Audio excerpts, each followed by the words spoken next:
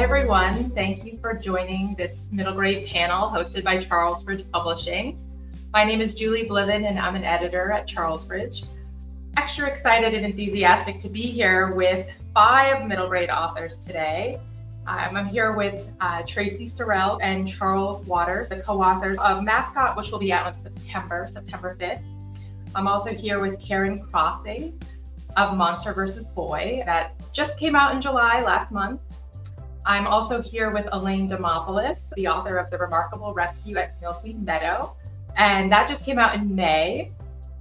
And we're also here with Jennifer Irwin of Captain SKIDMARK Dances with Destiny. But before we get to some questions about these books, I would love each of you to just give me a quick synopsis of what your book is about. And I will just start with you, Charles, if you could tell us about MASCOT. Thank you for having us. MASCOT is a middle grade book, novel in verse, about a group of 8th grade students with the help of their teacher aiming to change the name of their school mascot, which is called the Braves. It reverberates, the students' actions reverberate throughout not only the school, but the community, with different opinions on many sides and things sometimes escalating to some ugliness. So that's what MASCOT is about. And I would just add that, as the co-author, that this is, in a contemporary setting. It's set in a suburb outside of Washington, D.C. with a very diverse group of characters who all tell the story through their, of course, own experiences. And the MASCOT issue is district-wide. The high school students have already been involved, but the middle school students really haven't yet. It really is about conversation on this issue from their perspectives, because the majority of times when we look at the issue of Native-themed mascots and their use, it's adults who are driving the conversation, even though we have over 1,900 schools, K through 12 in the United States that have Native-themed mascots. So it's very much impacting the education environment of these young people. And so we wanted to kind of show the nuance and show the complexity from their standpoint and not just the adults. Thank you both. Well said. It truly is incredible that this is written from 6 different point of views. And Karen, I would love to hear your synopsis of Monster vs. Boy. Yes, thank you. And I'm glad to be here, and I'm a fan of all of these books. Monster vs. Boy is about a boy who really just wants to be left alone to practice recipes of extreme greatness and enter a cooking contest with his friend. He does not want to think about what might be in his closet, and it's also about a monster that is hiding in that closet who wants to just stay safe and explore the nooks and crannies and listen to stories through the crack in the closet door. She does not want to share any space with the horrible boy outside the closet. It's a story about facing our fears, intergenerational trauma, and mental health. And it asks the question, what if the monsters that haunt us aren't monsters at all? And Elaine, please tell us about The Remarkable Rescue at Milkweed Meadow. Thanks for having me, and Julie, thank you for acquiring and editing this book with so much love. So The Remarkable Rescue at Milkweed Meadow is an animal adventure story about a young rabbit named Butternut who must find the courage to organize a massive rescue of creatures in need in Milkweed Meadow, her home. And who these creatures are is a surprise until the end of the book. Butternut comes from a colony of rabbits that they feel that rabbits are superior to other species. And so it's a story of sort of segregated species eventually uniting in a communal effort to do the right thing and showing us that we're stronger together than we are apart. So Jennifer, last but not least, please tell us about Captain SKIDMARK, Dances with Destiny. Hi, thanks for having me here. It's really nice to be here with all of you. So Captain SKIDMARK, Dances with Destiny, is about Will Stone. He's 13 years old. and he's moved to a new town with his dad and his mom, and his dad is the new principal in the middle school. And he's also moved to a hockey town, and his dad is an ex-NHL hockey player. And he hates hockey. He's terrible at it. He's tried to be good at it, and he just can't. To make matters worse, his very good hockey playing cousin comes from Montreal to live with the family under circumstances that aren't clear at the beginning. And he is very good at hockey, but not very good at being a nice person. And the two of them clash at the beginning. And then throughout the story, Will all of a sudden discovers that he loves to dance, specifically ballroom dancing. He discovers a love and a passion for it in a town that is maybe not so open to boys pursuing that passion. And so he, throughout the story, has to negotiate his love for this ballroom dancing with his family, with expectations at school, with his cousin, while he forges a friendship with his cousin. And, chaos ensues. Thanks, Jennifer. And I'm just going to piggyback off of your synopsis and give you the first question, which is, some of your themes in your book really struck a chord with me in terms of identity and toxic masculinity. And on the surface, we might think of those more better suited for YA. So I'm just curious how you came to some of those themes for middle grade. And there's a lot. Okay, so I teach, and as many of you know, I teach and I have taught from grade 7 to 8 while I was working on this. And as far as the toxic masculinity and the finding an identity goes, there's a lot of pressure on boys to be a certain kind of boy. And in my school, it seems, and I think many schools, if you're not a jock, if you're not heavily invested in athletics, then you're a different kind of boy. And, God forbid that you would want to do something artistic like, dancing, for example. And they're so afraid to take chances at that age, particularly in grade 7 and 8. I don't know about the rest of you on the panel, but those were the two worst years of my life. There was the most bullying then. And just as a teacher, I've noticed that the kids really struggle at those ages. And for boys particularly, there's a real struggle to be the person that you want to be without a lot of judgment. And even some of the reviews for this book really hit home on that. A lot of them using terms that call out how well you're capturing adolescent angst. So well done. But let me jump to Elaine. Tell me what you think makes The Remarkable Rescue at Milkweed Meadow distinct and appropriate or poignant for middle grade readers at this point in time, right now in 2023? Yeah, so The Remarkable Rescue at Milkweed Meadow is an animal story, and there are, so many out there. There have been animal stories for kids since Aesop, right? So what makes this one different? Well, I think there are 3 things that come to mind. The first is the theme I mentioned before, this idea of we can do more when we work together as a community than we can when we put up dividers and say, you're different from me, we don't believe the same things, and therefore I'm gonna have nothing to do with you. I mean, I was thinking about that a lot, what's happening to our culture right now. The second thing is my protagonist, Butternut, has anxiety. I have taught for 20 years in some form or another, and I've noticed a huge uptick in the level of anxiety of my students. And I wanted to write a character that, just sort of captured that and showed her coping with it and doing something incredibly courageous in spite of it and living with it and accepting it.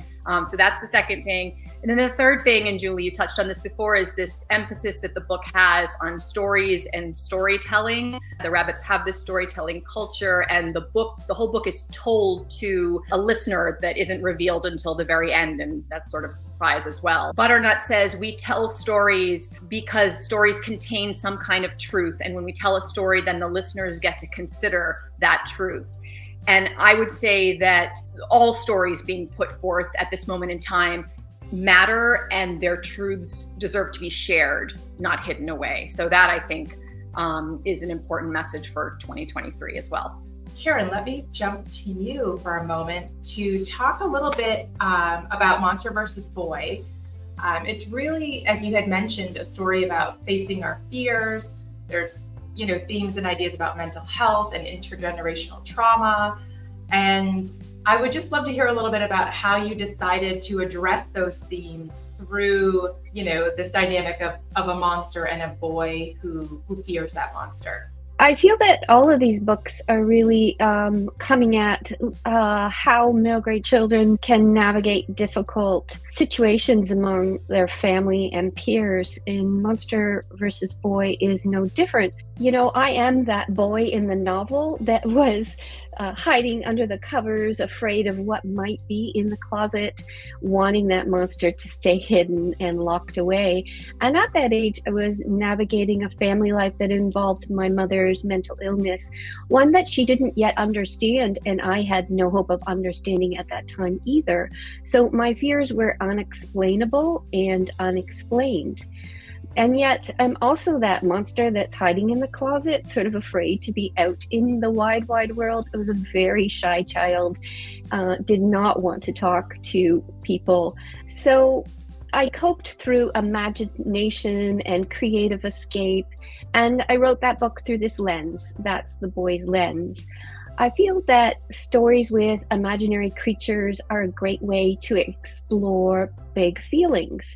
They give the reader a little bit of distance from reality and a way to look at hard subjects. And they tap into deep feelings in a different way than realistic stories do. Ursula Le Guin says the great fantasies short-circuit verbal reasoning and go straight to the thoughts that lie too deep to utter. So that was my goal in Monster vs. Boy, is to tap into those deep feelings and come to a place of self-acceptance. That's beautifully said. So last but not least, let me circle around to Traci and Charles.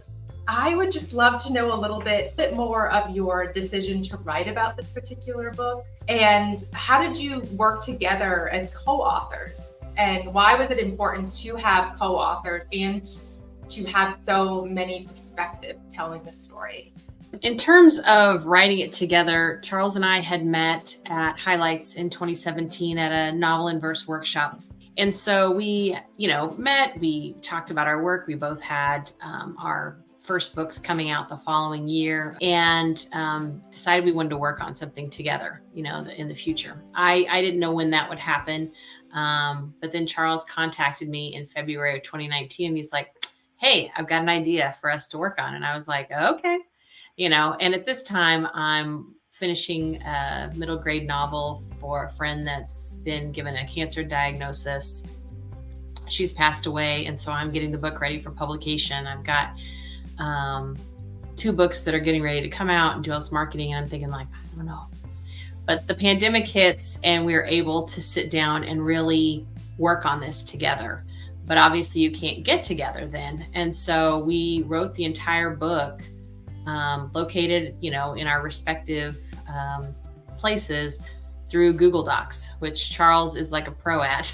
I don't know, from the beginning, I felt like when we were talking about it, it had to be multiple perspectives, because where's the richness if there's not? Because ultimately you have numerous viewpoints on this issue that are coming from a variety of backgrounds. And so, as the book cover talks about, it's like, there are the people who are like, well, there's tradition. And it's like, well, whose tradition is that? Is it the tradition of the Native people? And then you have the whole aspect of people that aren't Native from a variety of backgrounds, and where do they come out on this? And a lot of that works for middle grade because you still see family as a bigger part of characters' lives than sometimes I find in YA. We wanted the characters to have, agency to do things within family and peers context, but also, be able to step out and do stuff. And so 8th grade made the logical choice for their age, that they would feel a little more confident in taking some leadership. There was a lot of back and forth about what voices would be represented, and again, making sure that every character's family and the things that are around them were also fleshed out. In terms of collaborations, I've collaborated before with another person, and what I like about Google Docs, and this is maybe something to future writers out there you may consider, is especially when you're collaborating, is that you can work inside an active document in real time, either together or apart. And it was that kind of back and forth for months and months and months. And slowly, you could see the book sort of coming together. And then I think we hit it almost 2 years into the process, where we both thought that, okay, this is a book. These are characters, you care about them, they have their agency, and they have their arcs, and I believe we have something there. I cannot imagine this book without Traci. It was a pretty easy back and forth. A lot of the times we were just on the phone talking about things other than the book. And I think that's part of writing as well, is sometimes not talking about the work is the work.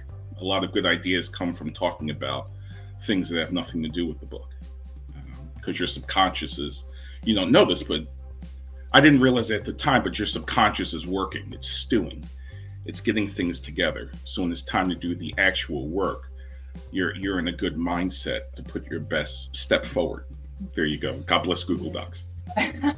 So this is a question for the whole group, which is, are you thinking about empowering that middle grade reader?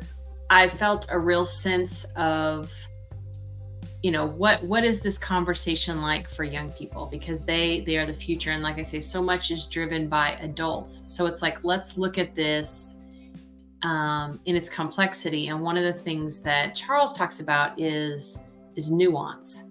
And I love when he says that, because we don't appreciate enough the nuance that even though this is a time of puberty, of angst, of figuring out, where am I in my family? Where am I in my community? Where am I in the school? It's also, there's just a lot of nuance going on. I think both of us just talked a lot about trying to be as real as possible in the book, more than anything. I'll go next and say, I feel I'm very much trying to care for that middle grade reader through story. There's a lot inside our own middle grade brains. That's what I was trying to do, support and care for that reader through this story experience, and hopefully have them come out the other end, I don't know, a little more self-love. I think the short answer is yes, we are trying to empower them. We're not middle graders, we're adults. We've gone through it, we've come out the other end, we're looking back on our own middle grade age, experiences, whether that's 8 to 12 or a little bit older. And we know about the pressure to conform, and we know about anxiety. Like we can see the things that the kids today are experiencing and the things we experienced ourselves. And I'll speak for myself. I'm writing to that. I really am. I remember hearing Lois Lowry speak once, and she said, I never think about theme. I only think about my characters and the plot of the story. And I was kind of like, oh, what kind of writer am I that I always think about theme? But I do. I really do. I think I start from a place of, what do I really want to say in a kind, supportive, empowering way, and write the story from there. I would just love to know, what is the best or the most fun part of this whole experience for you? I have to say, I think it's Ivan Reitman that said, I hate writing, but I love having written. So I would say that writing is super painful for me and super stressful, especially holding down a full-time job. Like, I would love to know how some of you have managed to make a career out of this, because it's been really hard for me. But I think I love the process of working with Karen Boss, who's my editor at Charles Bridge. She was so great. My school threw me a book launch, and it was just so beautiful. And some of the students were part of the committee, and they put it together, and there were so many little things that they did for me, and decorating, and they brought food in, and it was really, really nice. That was like top 5 best moments of my life. It was really, really great. So that's mine.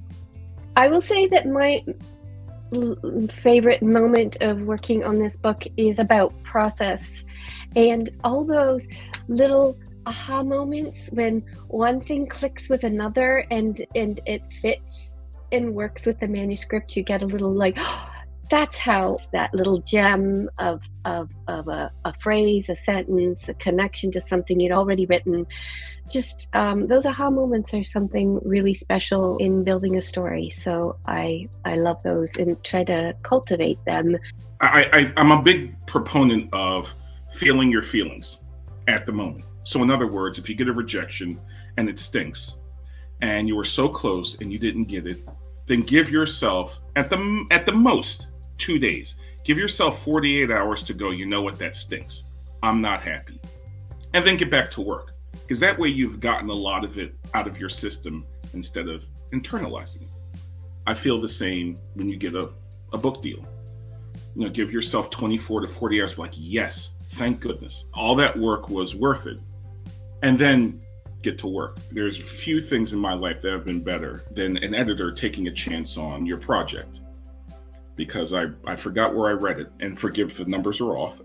An editor receives something like 75 manuscripts a week. Just think about that for 52 weeks out of the year. So for them to invest in your project should always be a cause for celebration.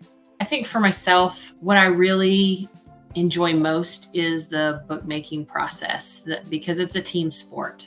And so the whole time that I'm working on a book, I'm not working by myself. I mean, there are times when, yes, I am writing some words by myself, but, you know, in the case of creating MASCOT with Charles, there was this whole other group of people that were also helping us, because you can't write the diverse characters that we have without, you know, there's obviously experiences that we have, and we've lived in certain communities, and we've been around people, and, you know, we've gone to school with folks, but you still need those other people to help you know what that's like. And that perspective is as that middle grade young person, right? And then you bring in the literary agents to look at it once you've formulated that book. What are their thoughts about it? You get the editor, and Karen Boss is an exceptional editor.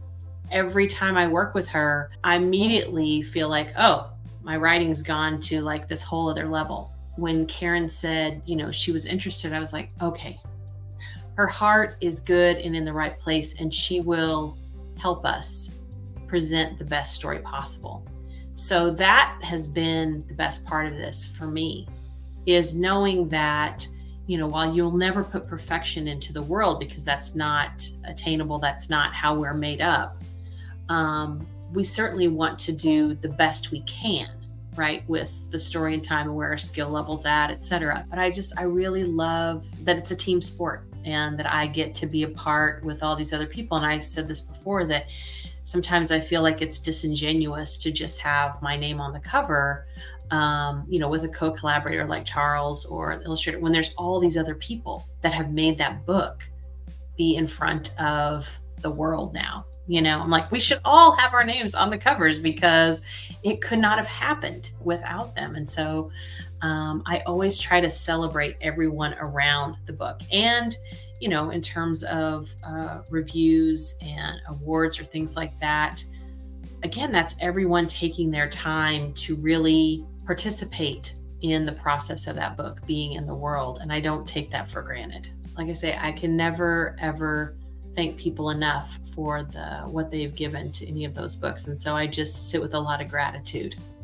I could talk for an hour about how wonderful it was working with you, Julie. It really was, you know, just my lump of coal is a diamond now because of your beautiful, beautiful input. I wouldn't have said, this is my third novel for young people, and I wouldn't give this answer for the first two. My favorite thing, I believe, is presenting this novel to kids. Sometimes with school visits, you know, you sort of like putting on your enthusiasm, and you're like, all right, well, I'm not Mo Willems. You've never heard of me before. And now I have to do the song and dance to say, here I am, and here's my book. What do you think? And this book, it's just required less of an effort. I think it's because of this kind of blend of old and new, where, you know, I can show you the cover. I also think is a testament to Doug Salati's beautiful artwork, which is in the book and also on the cover, where, you know, kids say, oh, I've read a book like that. Animal Story. Sure. I read Fantastic Mr. Fox. Like, I'm curious, like, what's this one about? And so they give me that go ahead to say, like, let me hear about it. And then, I've gone into a couple of classrooms where the teachers have read the book to their students, and they were sort of 3/4 of the way through, and it was great. It was so fun. They asked these informed questions, and I got to talk sort of deeply about the characters. And this is the first time that's felt really, really satisfying. So I hope that continues, but I'm happy. I have a quick question for Charles and Traci. So you talked about the writing process and the Google Doc, and I absolutely see why this book benefits from being a novel in verse. You bring a very artful form to a tough subject. So there's pauses, there's spaces. I get that. I'm curious, did each of you, so you have 6 characters, 6 voices, did each of you voice 3 or both write all of them? Or how did the actual writing happen, if you can answer that briefly? I'd say it's pretty messy in terms of all the characters coming together and us creating them. Sometimes somebody worked on something a little more than someone else, but it all became pretty messy, particularly in the revisions. So also, before I pass it along to Traci, since everybody else has said it, I feel I need to say it. Special shout out to Karen Boss. Hashtag Karen Boss rules. I cannot imagine the book without her care. She's just a good person, and we're very blessed to have her in our corner. So I just wanted to say that, and I'll pass it to Traci. For me, when I think about any kind of book, it's like, whose land is this taking place on? That's a critical function, is like, who are the people that are the original people there, the stewards of that, and where is this manifesting itself? And so we chose to put it outside of DC in a fictional suburb, pretty sure that we were going to use Fairfax County. And so the characters had to be realistic to Fairfax County. We might do some initial sketches, but like he said, putting together those poems and looking at it, it's like, is everybody's voice distinct?